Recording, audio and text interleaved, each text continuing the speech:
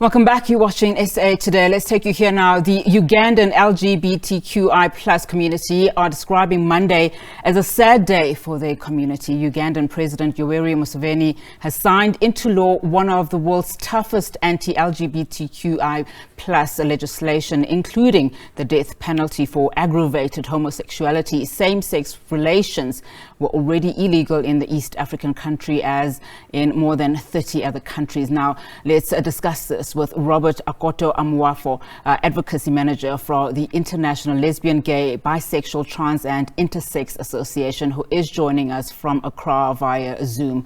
Thank you so much for your time, Robert. Now, of course, many, as you heard, describing this decision as a very, very bleak future for many people, some saying essentially criminalizing people for just simply existing. You, of course, had hoped that the bill would not be passed into law. So talk to us about your reaction. Thank you very much for this opportunity. First of all, we see this as a drawback on human rights and the work that globally is being done to ensure that minority groups are protected from harm and violence. I think it is wrong for the president of Uganda to sign such a law. We were hoping that he would be the leader who showed a difference in ensuring that this does not happen, especially seeing that there's increased criminalization across the continent. We saw that it was an opportunity to show a difference and to show that he is committed as a president to show the leadership around protecting minorities. I mean, we heard some of the comments he made during the time when the bill was passed, which gave us hope, and saw that he was somebody who was thinking that this is part of a society already. This is not a new thing that needs to be criminalized. But, well, this is what we have now. It's sad that we are having this that is going to promote hate against the LGBT community, not just in Uganda, let's remember, but also against a lot of Africans across the continent, especially in countries where we already see attempts to criminalize, like in Ghana and in Kenya, and in other French countries like Niger and Mali. So this is quite worrying, and it is something that we need to fight as a community.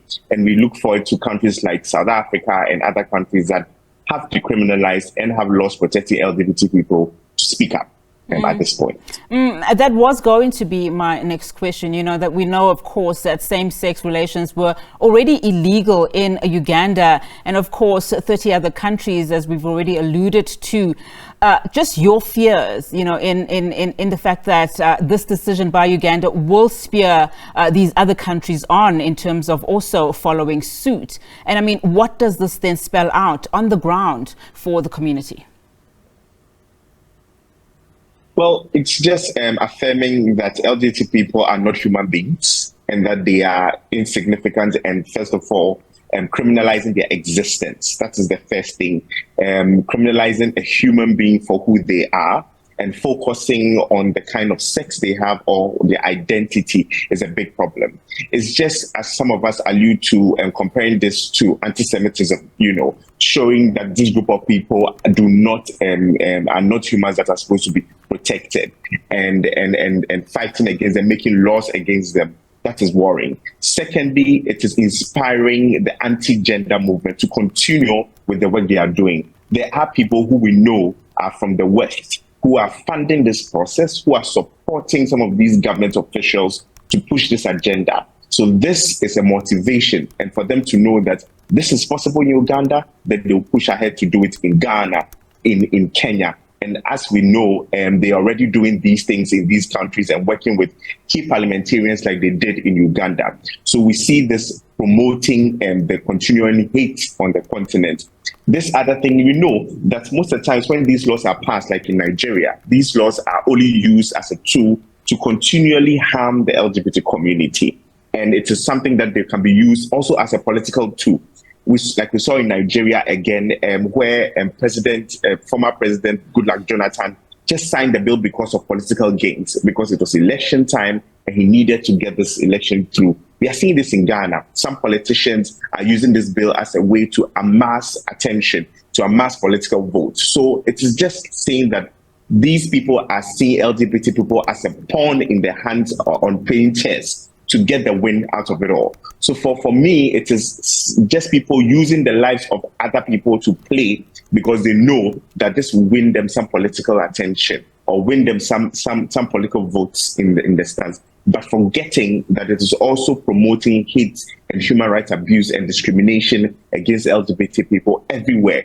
Now, this law that is done in one country is going to trigger hate and abuse, especially if people hear that this is a law that is being used against the LGBT community.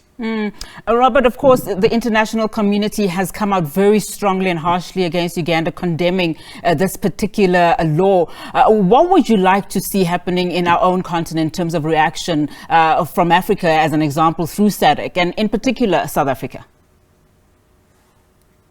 Especially, yes, countries that have decriminalized, they have the experience. I mean, the basis for this law is always about it not being African, that LGBT people are not legitimate to be in the African continent. And so these countries can show the example to their colleagues that it is not true. We have LGBT people in our country, we protect them, and they are fine, and we are good with it. Secondly, we want to call on government officials who have attended all these meetings in the global sphere in advancing the conversation around human rights in the UPR, in African Commission, to speak up, to ensure that they protect the international covenants, international laws that we have all signed up to protect every individual. These are the things that we expect in some of these entities to do.